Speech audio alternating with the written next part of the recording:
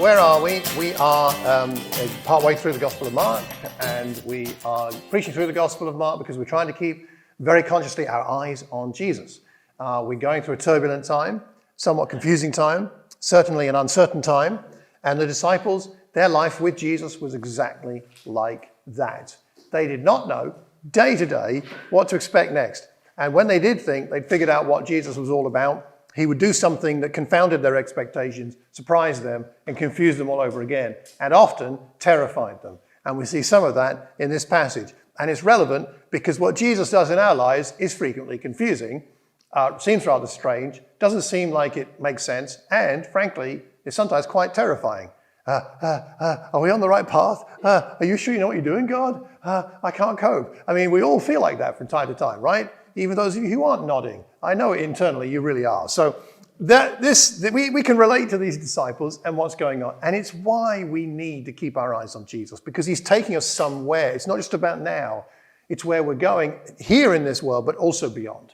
And so that's why we're trying to keep our eyes on Jesus. Now, we are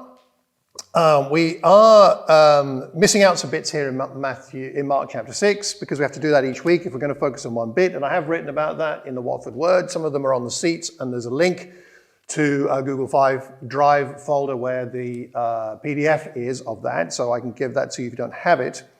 But what we have after the story from last week about Jairus and the woman who was bleeding is Jesus goes home. And you think, great, he goes home. It's nice to go home. And you think, you get a nice welcome. And he doesn't exactly get that back at home. And then he sends out the 12 on a limited mission, and they go out and perform great wonders in his name with his authority. And then we got the story about John the Baptist, which is rather an interesting thing, sort of just suddenly bang in the middle of chapter 6. We have the story of John the Baptist and how he was beheaded by Herod. And so we've got that right before the feeding of the 5,000. And so we've got a contrast of kings. We've got King Herod acting not like a king of Israel should.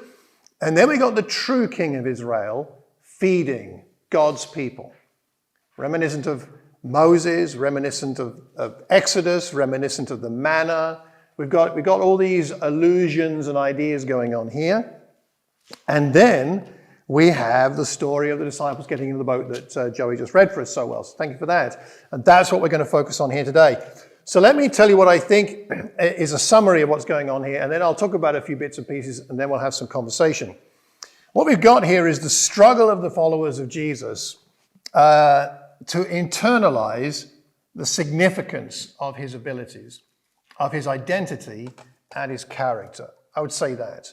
His disciples are following him. They think he's amazing, but they're struggling to really grasp internally what's really going on here for them personally. What are they really understanding and accepting about who Jesus is in terms of his abilities, his power, you might say, his identity, who he is, and his character. Why does he do that? Why does he treat those people that way and these people that way? It's all to do with Jesus.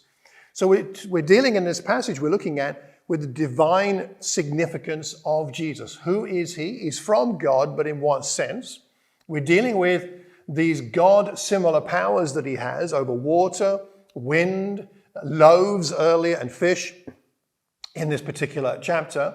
We're dealing with his compassion for 5,000 hungry people. He's got a lot of love for people with even simple basic needs. And so he feeds God's people like Yahweh did in the Old Testament. He teaches God's people like God did through the prophets and like people like Moses and Elijah and others. He instructs them. He gives them actual food like God did with the manna. And he protects them from enemies. You might see the wind here and the waves as enemies, because in Hebrew thought the sea was a place of chaos and a place where God was in a sense not. And so for Jesus to have power over wind and waves indicates, God has even power over this. Here is God protecting us. Why do we have this passage? Just a tip, when you're reading your Bible, one of the things that helps to bring it alive for yourself personally as you do your own personal Bible study is not just to ask, what does this mean for me? It's a good idea to take a step at least or two before that and ask a prior question. And the question could be, why was this written down for the first century church? What did the church get out of it? Why did Mark think, I need to write this down? We think Mark's gospel was based on Peter's from some writings by an early Christian writer called Papias. This might well be Peter's gospel dictated to Mark, or some memories of Peter dictated to Mark, which he then compiled into the gospel. So Mark's writing this down. He doesn't write it down for his own edification. His writing was jolly hard in those days. It wasn't like typing into a word presser where you could get autocorrect and all that. I mean, it was really, really hard to do. It took a lot of time. Why did he write it down? What did the early church get out of this?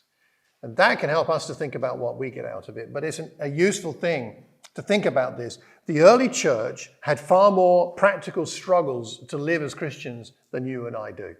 They lived in a culture and an environment that made living as a Christian dangerous. You were ostracized. You were often excluded from family, from certain work positions. How did this help them is one of the questions you might want to ask. We don't have time to look at today. I think also we'll find that hopefully as we dig into the passage, reasons to be patient with one another and perhaps also with God. It seems that they struggled with being patient. And hopefully we'll be drawn closer to Jesus in our trust of him, our confidence of him, and hopefully our love for him, so that we can be better equipped to make a difference for Jesus in this world, our amazing Jesus. No one like him. So this is where we are. Now, identity. Let's talk a little bit more about that. Identity is a key thing in the Gospel of Mark. In chapter 4, the other time when we see disciples on a lake, by the way, back in chapter 4, Jesus calms the storm, and that's when he's in the boat with them, and he's asleep. Do you remember that story? It's in Mark 4. He's asleep, and they wake him up and ask and say, "Don't you care if we drown?" So similar story. And he gets up and he rebukes the wind and the waves. So they've seen this before. And he becomes completely calm. And then he asks them why they don't have the faith they need. And they, in verse 41, are terrified. Like in this passage where they're frightened, thinking they see a ghost. They're terrified. And they're terrified. And they ask each other. They don't perhaps dare ask him, but they ask each other, "Who is this? Who is this? Even the wind and the waves obey him." Who is this? And that's a core question going through the Gospel of Mark, asked by various people. Indeed, Pilate asks it later at the trial of Jesus. And of course, the key answer is by the centurion at the end of Mark's Gospel, when the centurion sees Jesus die in Mark 15:39. And the centurion is not an Israelite, he's not a God-fearer, but he stands there in front of Jesus, seeing how he died, and the centurion says, "Surely this man was the Son of God." So the question is answered at the cross. But all the way through, the question continues to be asked. And frankly, I think part of the reason this is written for the early church is I think early Christians sometimes, who was Jesus again? What is the point? What was he? I mean, what is his nature? What is his character? Because as you go through life, things challenge our picture of Jesus. We have a picture of Jesus. All of us have a slightly different picture of Jesus. And you might say, no, we're all Christians. We've all got the same picture of Jesus. We definitely don't. Because of our upbringing, what we've read, what's happened in our lives, the people we know, the churches we might have attended growing up or not, the Sunday school songs we learned or didn't. All these things shape our picture, internal picture of Jesus. And so one of the reasons we gather like this and we read the Bible, we study it together and personally, is to ever more refine our picture of Jesus to be more accurate. And so I hope today that we can all do that together, get a slightly more accurate, full picture of Jesus. So that's by way of introduction. Let's talk a bit about what's going on. So here back in chapter 6, Jesus sees the disciples. He dismisses them, telling them to get into the boat. Why does he tell them to get in the boat? Well, perhaps it's because he's got compassion for the crowd and he wants to dismiss them in a personal sense. But he knows the disciples have got to get across the other side. And perhaps because he knows the wind is going to be against them, so he's giving them more time to get there, because perhaps he's already decided, I'm going to walk across and it'll be quicker for me. So they need to get rowing and get started because it's going to take them a while. So maybe that's what's going on at the beginning there. And he, of course, then goes up to pray. And he goes up the mountain to pray, reminiscent of many other mountain experiences in the Old Testament where God met his people, like Moses and others. He goes up to pray. And in the late that night, the boat's in the middle of the lake. He's alone on land. He sees them. And one assumes that's an indication of his divine powers, that he's able to see them that far and recognize who they are. He sees them, and they're straining at the oars. And that Greek word can mean tortured. So they are tortured at the oars. So it's not like, I don't know how many of you have done some competitive rowing or anything. It is murder. Rowing might be one of the hardest sports of all. It's torture. But that's how they're feeling. They are tortured at the oars by what's going on there. The wind's against them. Before dawn, he goes out to them, walking on the lake. He's about to pass by them. Here's the first strange thing to me. He's about to pass by them. He sees them. They're tortured. He's about to pass by. Any thoughts about what's going on here? Why doesn't he give them a hand? Why didn't he say, hey, chaps, I can sort this out for you? Or at least, even if he doesn't do it miraculously, he could get in and lend his arms to the oars, right? And he was a tough guy. We know that. He was a carpenter. He was, physically, he was young. He was 33-ish, 32, 31. He could have got in the boat and given them a hand, but he leaves them there tortured. You can imagine him walking by and another version of the story and then being like, oi, Jesus, come and give us a hand, at least. But he's about to pass them by. Any idea? I have a theory or two, but I just wondered, any thoughts? Why would he just walk past, given his heart and nature? Yeah, Leon. Maybe he wants them to notice him. Okay. Yeah. Want to see him on the water. Wants to see what he's doing. What he's doing. He wants them to believe that he is who he is. Okay, so walking on the water is another demonstration of his powers, maybe his nature. And who he is, so maybe that he wants them to see that. Okay, yeah? Any other ideas? It is a bit strange, isn't it?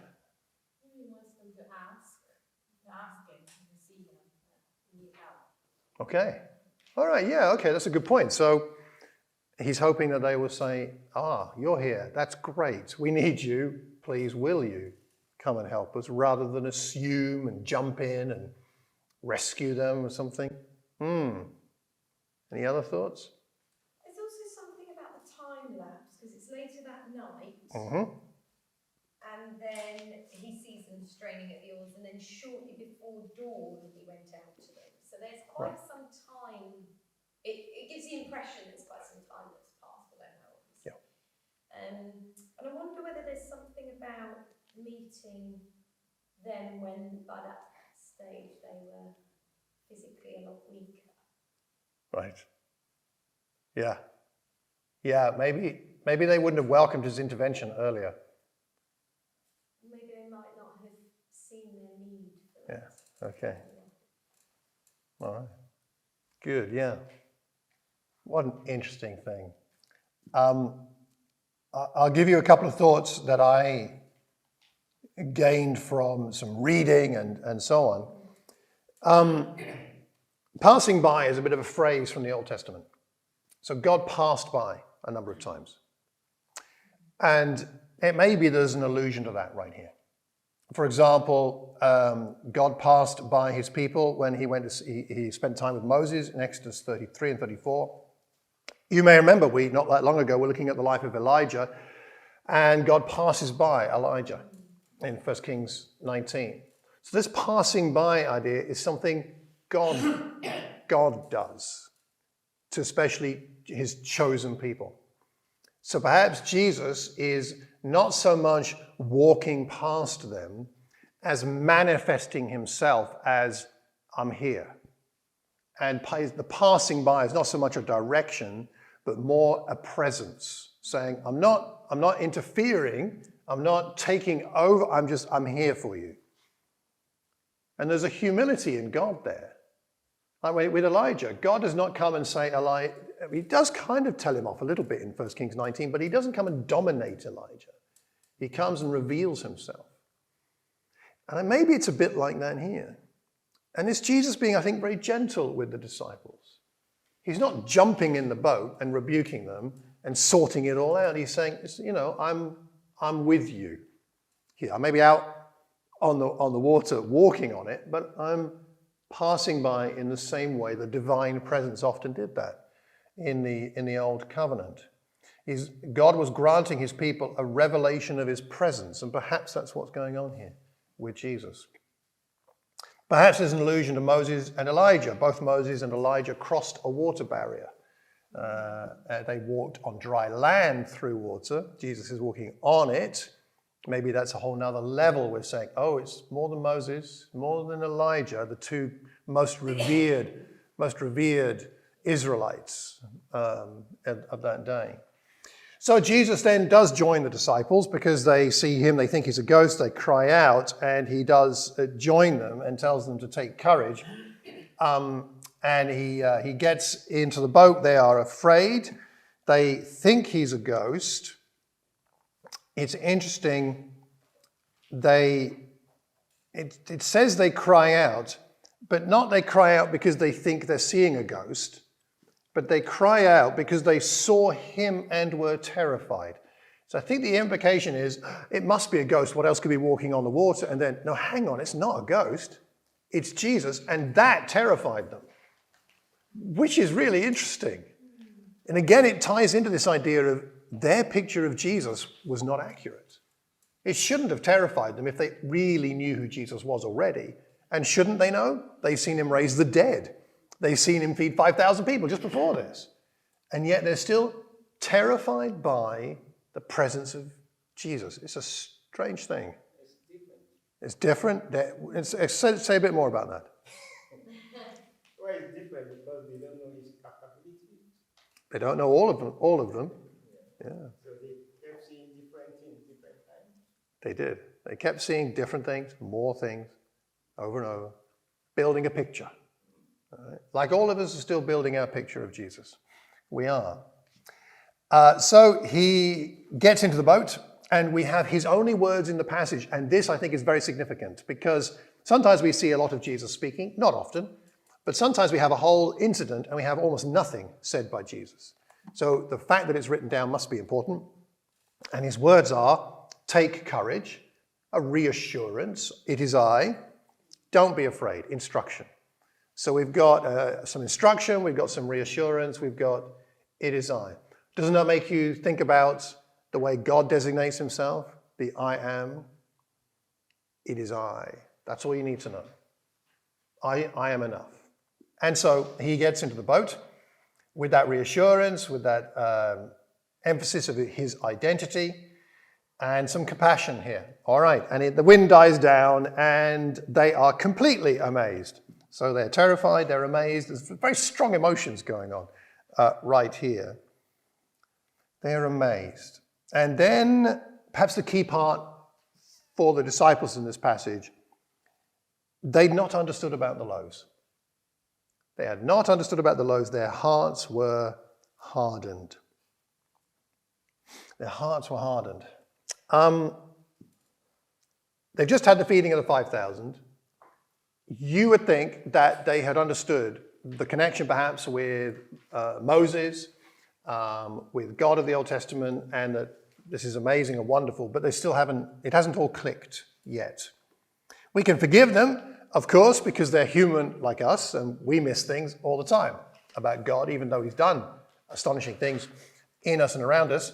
We also have to bear in mind that they would wrestle with this because they were Jews, and of course they were very staunchly monotheistic, and the idea of God manifesting himself in flesh was something that was going to take them a bit of time to get their head around, as you can imagine. We also can forgive them because we know how the story ends. We've got Mark chapter 15 and chapter 16. They didn't have that. And so when you don't see how it all turns out, it's harder sometimes to interpret accurately what's going on when some confusing things are happening in life. So we can forgive them, and we're no different in many ways. But they'd missed the point that the feeding of the 5,000 wasn't primarily about feeding hungry people. There is that, and it was part of the compassion of Jesus, but it wasn't mainly about that. It was mainly, the feeding of the 5,000, it was mainly about his identity as being the one providing what God's people needed with a divine calling to that. Right, so I'm going to make some application in a little bit. What I'd like us to do for a minute now is perhaps turn to the person next to you and just talk a little bit about how your picture of Jesus has changed. How has your picture of Jesus changed over the years? A few things that come to me from this passage I'll just briefly mention. Firstly, I'm impressed with how patient Jesus is with the disciples. They've been with him for some time. They've seen him do astonishing things. They still get terrified at the kind of wrong things, miss the point, don't understand. I really like the way that Jesus is clear with them, and he gives them instruction. Take courage. Don't be, it is I. Don't be afraid. I mean, he's clear about that, but he's not down on them. He's not like, I've wasted my time with you, idiots. Why did I pick you? I should have picked 12 others. And I think that's really important for us, because if you're as human as I am, then there are times when you feel like, I don't know why God wanted me to be a follower of Jesus. I'm a rubbish Christian. I don't match up. I don't measure up. I promised God I would never do that, and I've done it again, and, sins and things. But yet Jesus is so patient as he continues to reveal more of who he is, which helps us to be transformed more like him. But the two things go together. We don't get the transformation without the greater understanding of who he is. Oh, that's who you are. Okay, so I can move a bit more in this direction towards you. I think that's how that kind of thing works. But I am so impressed with his patience, which also tells me I must be patient with myself. Right? I should not be holding myself to a standard Jesus does not hold me to. Yes, if I'm not growing over a long period of time, there's something fundamentally wrong. Repentance is needed. But patience is part of the package when you're a follower of Jesus. And it reminds me, we need to be patient with each other. We're at different stages of our faith. We're at different stages of our understanding of Jesus. And sometimes it's tempting to think, oh, if only they had more faith, they wouldn't have this problem in their life, in their parenting, in their marriage, in their whatever it is, right? And we can get judgmental and we can get negative. Now, to ask the question may be fair. How is your faith helping you with that challenge? But to judge people when they're at a different place in their understanding of Jesus and growth into Christ, that's not helpful. So God's patient with us. Let's be patient with ourselves, and let's be patient with one another. It's one thing I see from just the character of Jesus, more than what he does in detail here. I think the second thing is a little bit allegorical, but I think it's fair, which is it's sometimes helpful to identify where the wind is against you and where is Jesus in that. And I don't think that's the core of the passage here. I don't want to claim that. But I do think that in the wind, God had a purpose in the wind here. He had a purpose in sending them out when they were already tired to row all night. There was a purpose in it. There was something he was trying to do and help them with. And sometimes when the wind is against you and I in our lives, there's a reason. He's not far off. He might not be in the boat exactly, but he's near enough nearby. And will you invite him into the boat? Will you ask him for the help? Will you trust him? Because we have to go through the wind, the difficulties to grow and learn. That's one part of what it's like. I'm going through this growing growing pains at the moment, going back to study. As some of you will know, I've taken on a new course to study at the London School of Theology, where I'm doing my master's in theological studies. And it's making my brain hurt. These books, they're all like twice as thick as this and really dense, and a mountain of reading and a mountain of things to do. And it's making me frustrated and angry at myself that I'm not getting through it quicker and understanding it. I should be understanding this. Why can't I get it in my head? And but there's a reason for the struggle. There has to be. I'll tell you more another time, but I realized that I'd forgotten. I won't have time. No, anyway, there's a struggle. I'll tell you more about that another time. Well, Pat's not back with the communion. No. Go on, I'm so intrigued. Yeah, go on, share. Yeah, come on, Pat. Yeah. You can't leave us hanging. Okay, well, until she comes back with communion, I suppose I can carry on. No, it's just to say that the struggle is meant to bring us to an awareness we don't already have. There's something I'm not aware of, right? So I'm doing the masters not to struggle, but doing that is a struggle. And it's partly to learn things, and that'll be useful for me and for us as a church, I hope, and others. But in the struggle, there's a purpose. And I realized as I was last week doing all this reading and trying to get my head around it and write answers to questions and prepare for the seminar on Friday, that I was just getting really frustrated and angry. And then I remembered that in 2008, the last time I was engaged in serious study like this, I was also struggling, and I had an appointment with an educational psychologist. And we spent a lot of time together, and she wrote a report on me. And it turns out I'm dyslexic. And I'd never known that before. And it didn't really help me that much at the time because I'd almost finished my studies. So it was nice to know, but it didn't really help particularly. It was a bit too late. And then I kind of forgot about it and got on with life. And although I've read some challenging things and studied a few things since then, but I'm not on that level, it hasn't felt like that much of an issue for me until I start the masters. And I'm like, this is like I'm walking through treacle here. This is how it feels. And I thought, oh, hang on, I forgot about that report. So I went back and read it, and I thought, oh, that's right, I'm dyslexic.